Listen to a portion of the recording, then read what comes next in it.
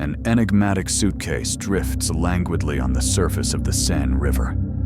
Curious onlookers pry it open and are horrified to discover a headless, decomposing woman's body inside.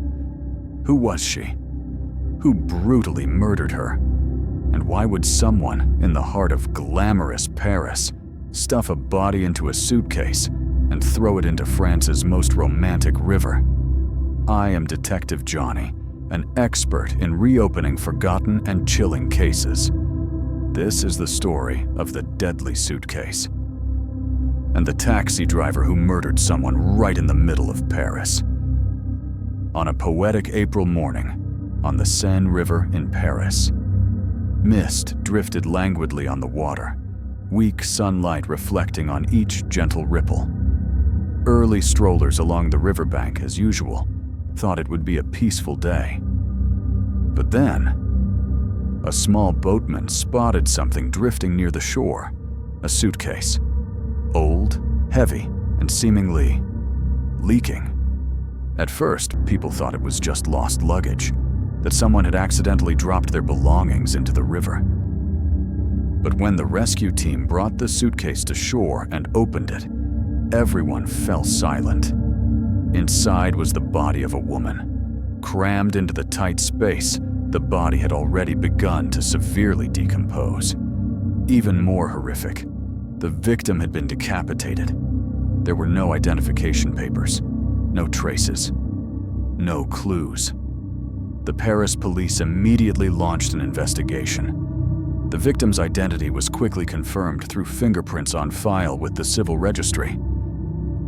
Her name was Mireille Baudoin, a 36-year-old bank teller. Single and living alone in a small apartment in the 12th arrondissement of Paris. The first person to notice Mireille's disappearance wasn't the police. It was her mother, an elderly widow living alone in the Parisian suburbs. Her small house was usually silent, except for every evening, when the phone would ring, and her daughter's familiar voice on the other end became her only comfort. That evening, on April 22nd, 1995, Mireille called home as usual. Her voice was clear and gentle. "I'll be a little late. You go to sleep first." It was a perfectly ordinary sentence, but it was also the last time her mother would ever hear her voice. The next morning, she woke up and made coffee like any other day. She reached for the phone, dialing and waiting, but no one answered.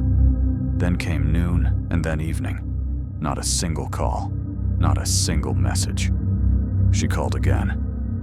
The phone rang and rang, but no one picked up. 2 days passed with no sign that Mireille would be coming home. And then, something inside her tightened. It wasn't that her daughter was busy. It wasn't a broken phone.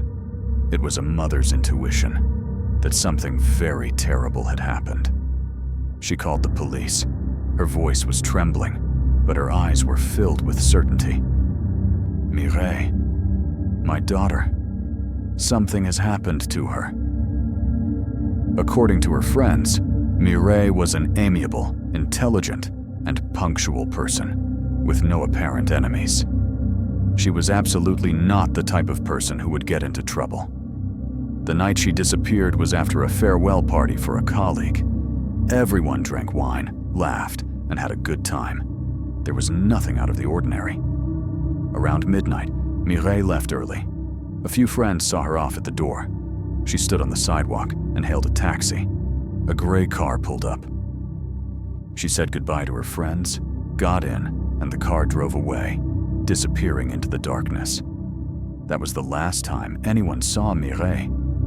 When police reviewed data from the taxi companies operating that night, they discovered a strange detail.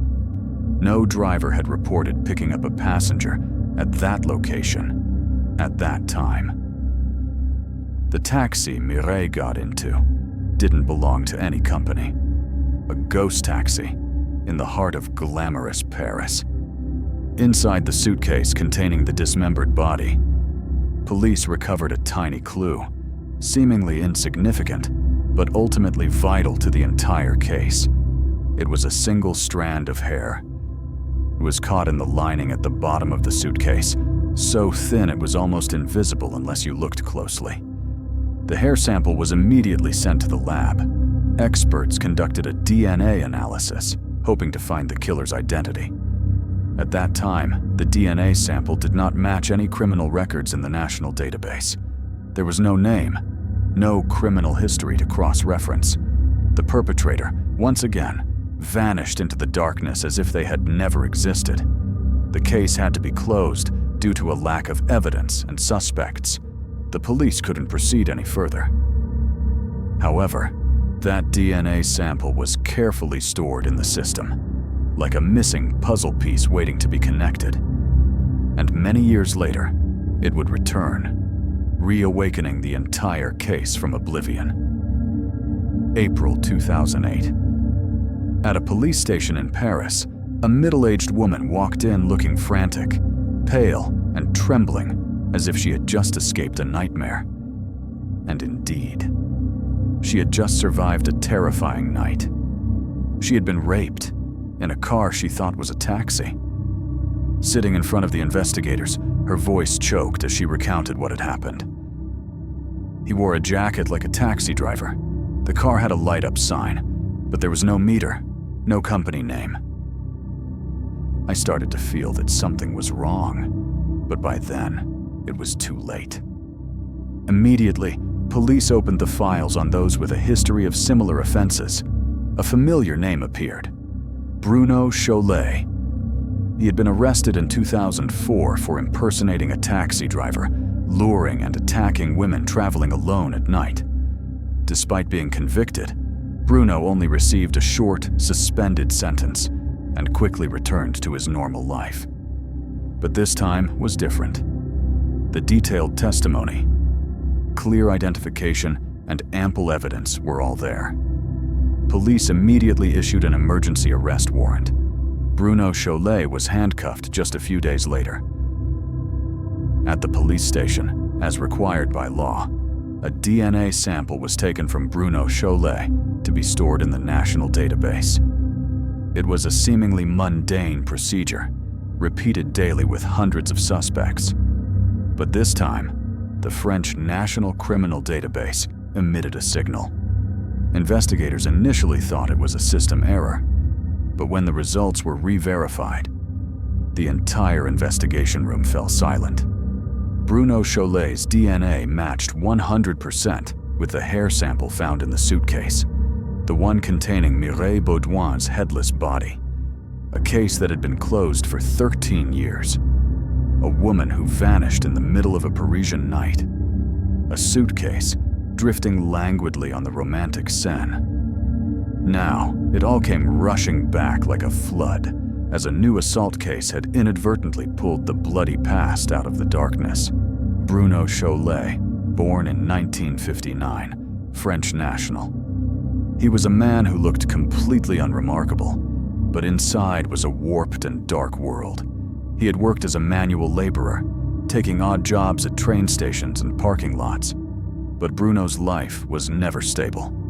He was chronically unemployed, living alone in a small apartment in central Paris, without family, without friends, and almost completely isolated from society.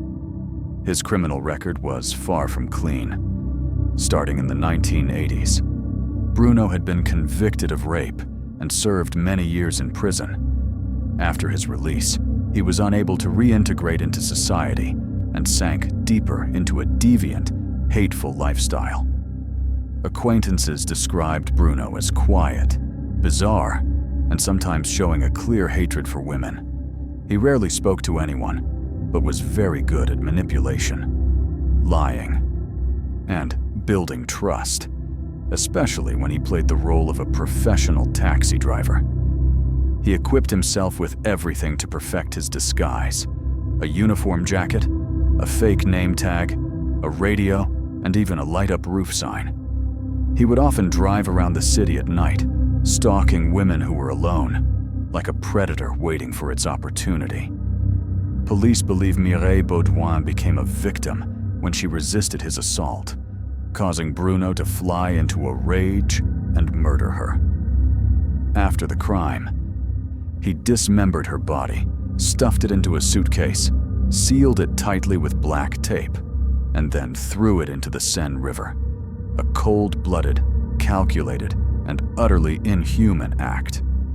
When police searched Bruno Cholet's residence in 2008, they found a range of objects used for his taxi impersonation: car lights, fake badges, and a radio. On his phone, there were also candid photos of many other women who may have been unidentified victims. The DNA clue from a single strand of hair in the suitcase, which had been dormant in the system for 13 years, finally spoke. And Bruno Cholet was arrested, brought into the light after so many years in the darkness. In the interrogation room, the cold, fluorescent light shone on Bruno Cholet's emotionless face. After hours of silence, he began to speak, his voice flat, with not a hint of remorse.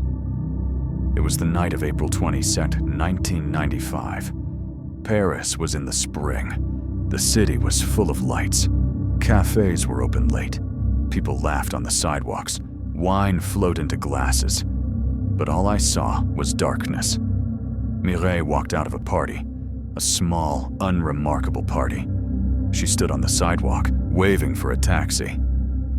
And then, I stopped. The car I was driving that day, it wasn't a real taxi, but it looked like one. Very much like one. I wore a driver's jacket, a name tag. There was even a roof light. She didn't suspect a thing, until it was too late. Mireille sat in the back.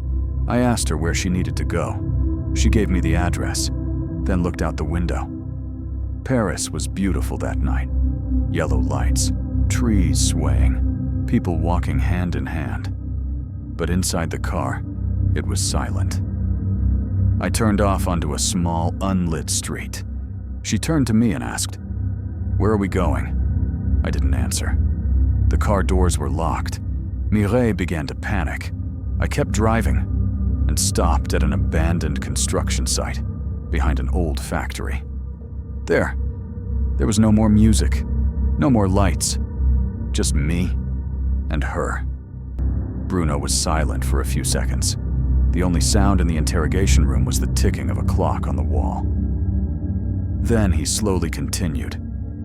She tried to open the door, but it was too late. I went around to the back, used my hands to choke her, and tried to hold her down. Everything happened very quickly. She screamed. She struggled. I got scratched, but it didn't matter. In the end, she lay still, with no more signs of life. I kept the body in the car for that entire night. I didn't know what to do. I drove around until dawn. Then I made a decision. Bruno took a long breath, staring directly at the investigator without blinking. I went back to the apartment. I used the bathroom to dismember her. I had prepared everything beforehand: knives, plastic bags, gloves, bleach. An investigator trembled in the corner of the room, but Bruno didn't stop. He began to recount in gruesome detail everything he had done to Mireille's body. He spoke as if describing a dull evening. I put each part into the suitcase, carefully wiped everything clean, burned her clothes, then threw the suitcase into the Seine River. Then I went back to my apartment and pretended to wake up as usual. People went to work, drank coffee. Nobody knew a thing. In 2010, Bruno was sentenced to life in prison for murder and sexual assault. In court, he consistently denied all crimes, but the evidence against him was overwhelming. DNA, physical evidence, contradictory statements, and an undeniable dark past. I sit alone. In front of me is a thick file, old photographs, and words blurred with ink that seemed to tear at the heart. Bruno Cholet wasn't a phantom. He didn't hide in deep forests. He didn't flee to the border. He was right in the middle of Paris, driving, smiling, hunting under the yellow lights of the night. But what truly chills me isn't that he was so clever. It's that he was so ordinary, to the point that no one suspected him. He was accused before, arrested before, but then he was let go. For a society to let a man like that roam free for over 10 years. The death of Mireille Baudoin isn't just a tragedy, it's a warning for all of us. I'm Detective Johnny, an expert in reopening mysterious and chilling cases. If you found this story thought-provoking, please hit like to support the channel, leave your thoughts in the comments below, and share this video with those who might be interested. Don't forget to subscribe and turn on notifications so you don't miss the next true crime stories. Thank you for watching.